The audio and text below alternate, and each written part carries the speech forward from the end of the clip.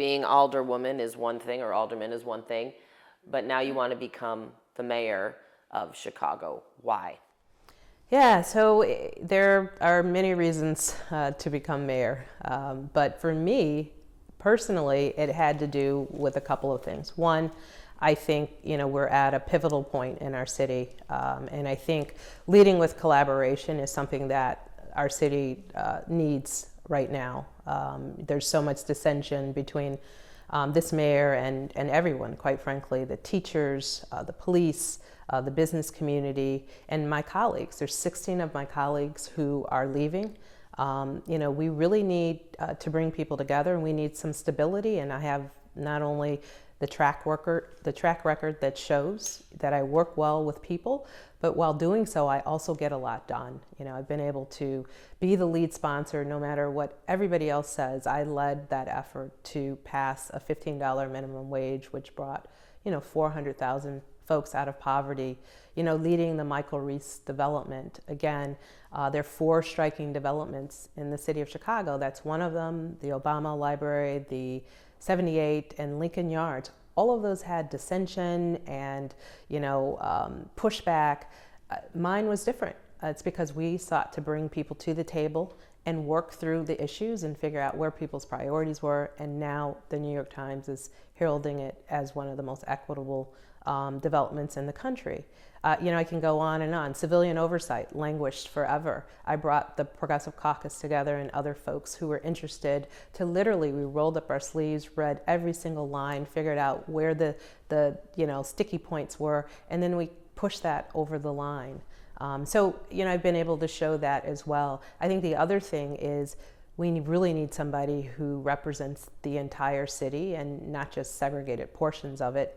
I represent, as you may or may not know, from downtown to Jackson Street and then all the way south to Hyde Park on 53rd Street. And I also have Bronzeville in the middle. So I have some of the most diverse ward with all of the amenities, I would say. I have 5 times as much lakefront as anybody else. I have Soldier Field, Northerly Island, Grant Park, Museum Campus. And so I'm used to representing what I would say is a microcosm of the city with 40% white, 50% African American, 10% other, poor, rich, everything. So I understand, the things that come at a mayor every single day. But representing the entire city is important. I think we need to come together, and I've shown that I can do that while bringing in what I would call true equity. There are parts of my ward that are very under-resourced, and I make sure that those parts are resourced and trying to make up for the errors of the past. But I also make sure that the parts that are resourced see me and see the attention that they deserve as well. And so this notion that we can, build downtown and not our neighborhoods, or just focus on our neighborhoods and not downtown, they're false narratives. And we can do them both. We're a city of big shoulders, and we've got enough resources to do them. And I've been able to show how that's done. And now I have a follow-up. I didn't even script this one, but will that apply if you are mayor to North Side wards, for instance, who, sometimes, they're wealthier, they have more resources, they're fine, we need to focus on the rest of the city, where in fact I live on the North Side. There's a lot of problems plaguing the North Side now that truly are new. Yeah, so what I would say to that is again the same answer that I represent a very diverse ward, and with all of those amenities, and the number one request I get, no matter where I am, whether it's on the North Side, downtown, in the middle of Bronzeville, in Hyde Park, wherever I am, the number one request is for more police presence. Everybody feels this instability and the unwieldy crime that's around and has their heads on swivels. So it's everywhere, but we have a plan that addresses that day one. As a matter of fact, this mayor and the superintendent should just take my plan and institute it right now. We have a plan that puts up to 50% more officers in the communities, and all of the communities, because they're all being plagued Where are they with coming violence. from? So, great question. We can go to a 2-shift system. Right now we have a 3-shift system. At 2 shifts, a lot of other cities do this, where officers are working a 40-hour week still, but they have 4 days on, 3 days off. They can have the rest, the mental repair that they need themselves, and they're working 10-hour days. So it's 10-hour days staggered, which gets you to 12 and 12. And then, so for instance, if you had a district with 90 people in it working 3 shifts, you'd have 30, 30, and 30. But if you go to 2 shifts, 10 hours, you'd have 45 and 45, up to 50% immediately. We need that because the attrition, we've got 1,600 unfilled positions. We are losing people faster than we are bringing them in, so we're going to have that. So that would, again, in a crisis situation, and in some cities they do it all the time. It's regular. We actually do it in the 5th district here. So it's something we could implement right now because we're in a crisis. Also, I would bring back. Do you think you'd have the support retired of the, officers? I am fully aware, and Yes. so I got it. Okay. I've got all these questions. Got it. But with that, you're not the only candidate proposing shift changes like that. But with that, and I didn't ask before, would you have the support of the FOP? Do you have any idea if the union would support that? So you don't need union support to go to 10 hours. You don't? No, you do not need, we're doing it in the 5th district right now. So you do not need union support. What I do know is that I've shopped it with former superintendents, with the rank and file, with commanders, and just regular citizens as well. But you do not need FOP support for 10 hours. You don't need that. Okay, that's interesting. I would assume it would have been something they needed to bargain, but okay. No, over 10 hours is, but you know, they're working 12-hour shifts right now because they're calling it an emergency. But this would be really a win-win for everybody. Officers will get the time and the rest they need. Just think about it in terms of your own profession or regular professions. If you had a 4-day work week instead of a 5-day work week and you work 10-hour days instead of 8-hour days, everybody appreciates that because then you'd have a longer weekend and more rest. Mm-hmm. That's the same thing that I'm saying so you're not working any more hours in your week, they're just condensed, but you get this time off that you need. We get the people and the officers in the communities at the time that we need them because they're being pulled in different directions, they're not being distributed equitably, but everybody would have more officers right away, up to 50%. It's like I said, it's normal in most cities. You've stated that the city, as you've touched on, needs to hire more police officers. 1,600 in 2 years is what you've stated. Everything, I am familiar with the police situation. I've reported on it, I get it. Sure. But so it's one thing to say we need to hire more police officers, but how, since recruitment is such a problem, how do you do that? So hiring more police officers, one, again, if we go to the plan that I said, just the 4-day, 3-day, we'll get up to 50% more. And so that will take the burden off of our need. But that's still the same amount of police officers. So it's still the same amount, but you're using them more effectively. Retired officers who work other jobs anyway. A lot of them are in security. I would bring back retired officers. It would be great for a couple of reasons. One, because they know what they're doing. We would fill them first in the detective ranks and in other places where they're needed as well, but maybe not as critical of areas. So I would put them in surge times, you know, when we have festivals, you know, on the lake, wherever they are, I would put those officers so then we're not pulling the officers that are in the beats and in the communities off of their beats so that the communities aren't suffering because of that surge that's going on.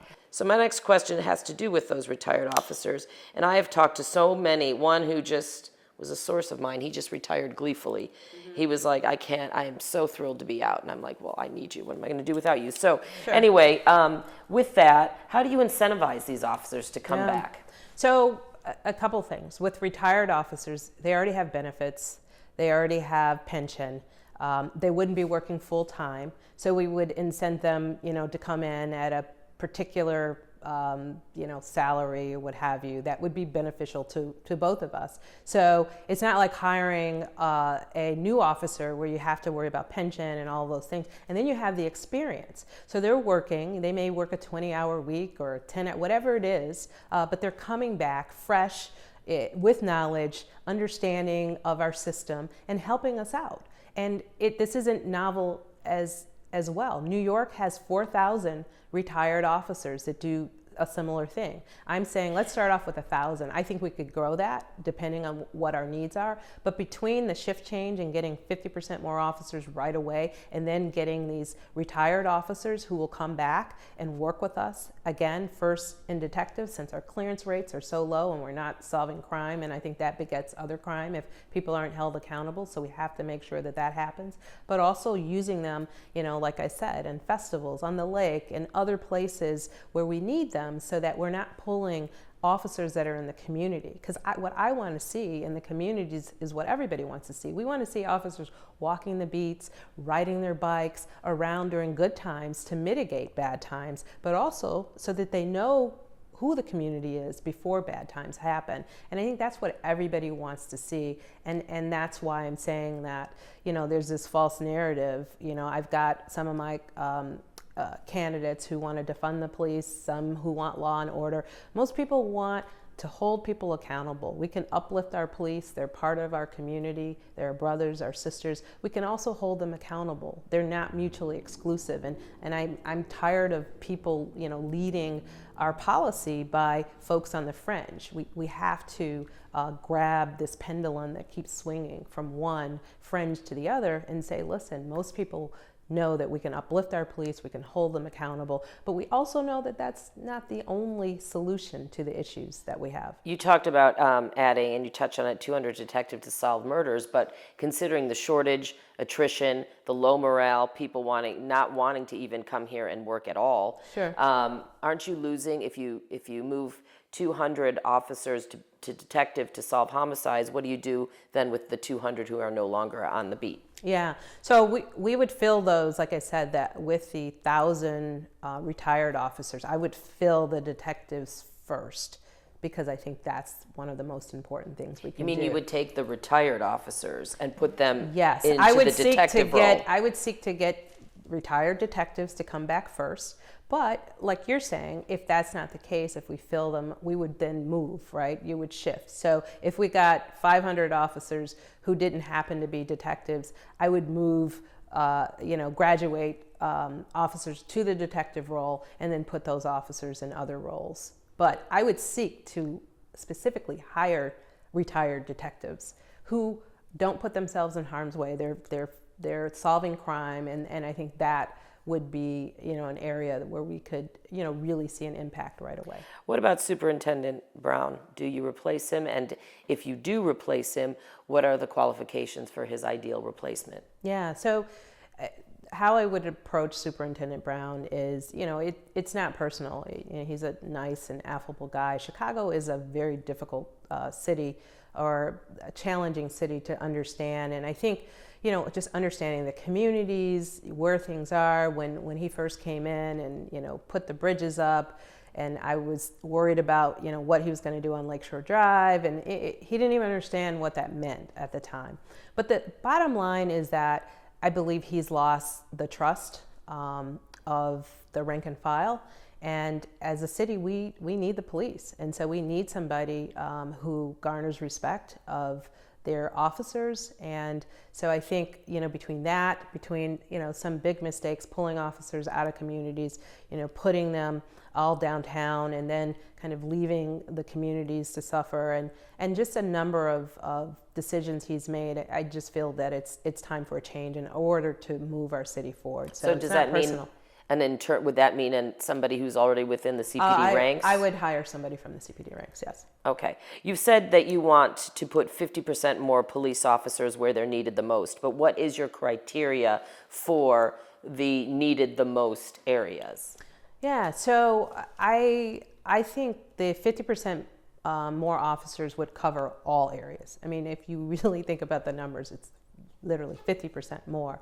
But We have statistics and data to suggest that they are not even in the areas where they're needed the most, meaning where the most violent gun violence is, they are not. For instance, we had a call the other day in a community where there were 4 or 5 young men walking around literally with military grade weapons, and the community called the police, and the police didn't show up. And so in retrospect, trying to figure out what happened, those police officers were pulled off their beat, going somewhere else, left the community vulnerable because they weren't there. And so there are oftentimes, and there are lawsuits. There was a lawsuit just filed a couple years ago that showed that, in the West Side communities where they called the police, and 75% of the time there was no response, and then compared to other communities there was. And so a lot of that has to deal with inequitable distribution. The University of Chicago did a study recently.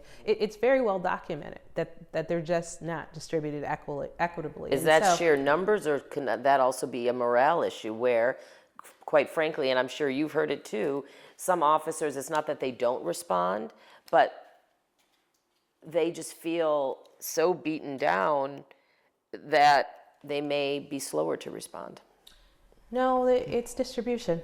Okay. It's definitely distribution. I have a district on the north side. I have a district down here. You can see the disparities right off. And so literally, right now, you could go, you probably couldn't go because they're not that transparent. But if you saw how many officers were in every district, and then you saw how much crime was in that district, there is a disparity there. I had 2 districts which merged into one. I had the 21st district and the 2nd district. Each of them had over 300 officers themselves. They combined. Now one has less than 300 officers. There's not an equal distribution of officers. So when it comes to the criteria for where they're needed the most, you would look at the data? I would definitely look at the data, but we would also, like I said, have enough officers to go in all communities because, again, we would have up to 50% more during the times where we need them the most, but also in every community. And then again, I would seek to have these retired officers. But I'd also like to talk about, other responses outside of police, because we cannot continue to just rely on police. They're 2 professions that we throw everything at their feet that we're unable to solve. Police is one of them, and teachers are the other one. And we're losing both of them. The attrition is very high on both of them. We're losing them faster than we can bring them in. And it's an issue. So what do you do about it? 50% What do you do? of, What are the incentives to get more police officers to want to be or more people? And what do you do to have more people want to become CPS teachers? That kind of goes back to a question I asked earlier. Do you have a recruitment plan? Yeah, so we have an incentive for teachers, for first responders, mainly officers, to come back to the city. I'm saying we should sell them the vacant lots in communities, that we should give them interest-free mortgages, that we should give them down payment assistance. We've done this before, and then we'll see people start to come in. And then we'll keep people as well. So those are incentives. We'll also start to build communities that need to be built. Education is a huge part of that. So we have to have a great education system in those communities as well. But I'd also like to touch on, again, other responses that don't involve police. Over 50% of calls to 911 are for non-violent issues. Over 50% of calls. So that means your homeless issues, your mental health insecurities. Police aren't trained to respond to those, nor should they, nor do they want to. It's a win-win. Have police respond to things that they're trained to respond to. Have mental health clinicians and other professionals who are trained to respond to those issues, respond to those issues. We have a pilot program out there that's very, very small. We've put money towards it to escalate it. This administration hasn't done that. I know that they just announced something that's coming later this month and then maybe in the summer, but we've had resources to do that. We need to get on that right away, immediately. We also need to put hundreds of millions of dollars into violence intervention to scale up programs like RED and READY that are doing work out there, and other violence intervention. Where do you get that money? The money is there. We had $85 million in 2022 we allocated to this administration. They not only did not spend 5 million of it, I don't even know if 5 million is out the door, but I do know that now they've rolled that over into 2023 budget. But if that is your priority, why are you not spending it? Why isn't it in the streets? So the money is there from the city, the state, and the county. We all have billions of dollars that we got in federal funds to help with issues like this. We need to collaborate, come together, and spend hundreds of millions of dollars together right now so that we're not back here in 10 to 20 years. So those are some of the prongs for safety. More police in the communities that they're needed right away, violence intervention, alternative responses to police. We can implement all of these right away, and it's unfortunate that it hasn't been a priority. Okay, moving on. Do you want to just very quickly talk about, all I have here is CTA Safety ? So I'm not sure you've addressed that specifically in anything I've seen or heard. Do you have any thoughts on what you would do differently, if anything, when it comes to CTA? Because right now there's a fear factor out there for sure. Yeah. So safety is an issue throughout the city. If we don't get at the safety issue and our schools, people are not going to come to our city, and they're not going to stay in our city. Those are two things that I will attack. In terms of the CTA, I think it's the same thing. I think, there's fear because of safety, but there's also issues around cleanliness, ridership is down, there are a myriad of issues. Ridership is down, you could argue, A, because of the pandemic, and B, because people are concerned about their safety. Sure, all of those things. Mm-hmm. But what I think we have to do in order to get at those issues and a bunch of others, to have a kind of a world-class transportation system, is to take a regional approach. We've got an RTA, which includes CTA, PACE, Metro, and we all operate separately. The federal government sees us as operating separately and as vying for funds. For instance, our city got $29 million from the federal government for electric buses. But Boston, that has a regional approach, they got over 129 million. New York got close to 200 million. And we get 29 million because they see Metro asking for money, they see CTA, they see PACE. We need to have a regional approach. Again, that takes collaboration. There were some proposals on how we could do that. That's something that I would do so that we could use the money that we all have more efficiently. So I think that's one thing. And I think, in terms of security, we're using a lot on private security. I would use our police officers for that as well, to make sure. But even just the cleanliness factor, and there's no reason that our stations should look like they look. Those are low-hanging fruit that would, endear people to come back. Safety, cleanliness, making sure that we increase our ridership, because that also has to do with the financial viability as well. And so I think safety and cleanliness are things that would draw people back to CTA, but the regional approach is something that I would implement right away. But the police officers, and we're running out of time, and I have a couple more things. You'd be robbing Peter to pay Paul then, unless you have already replaced the police officers you would put on CTA patrol duty. I mean, is that a concern? Sure, but when you're saying robbing Peter to pay Paul, I would, like I said, bring back retired officers. I would put them in places like the CTA to make sure that we had enough, officers in the right place before something happens. So that's part of the larger plan. Up to 50% off more officers is huge, which is why I think this is something we should implement right away. You said when it comes to affordable housing, you mentioned better utilizing opportunity zones. Sure. What are opportunity zones, and how do you do that? Yeah, so opportunity zones are a vehicle that the federal government gave all cities. They've blanketed census tracts, so mainly on the south and west side, because it has to do with poverty levels and things of that nature. So there are census tracts right now on the south and west side. An opportunity zone is an area that's been designated where investors can invest money and pull it out in 10 years, which is a very short period of time, tax-free. So other cities are seeing it where they have billions of dollars of investment coming into communities to build them up, because investors obviously want to pull their money out tax-free. Right now, you can only really do that offshore somewhere. So this is a vehicle where you can do that. We should take advantage of that and really build these communities up by these investors. Some of them can be part of the community or outside the community, but we could build all of our communities up with that vehicle. And then, I would go back to having schools as part of, I think, driving economic development.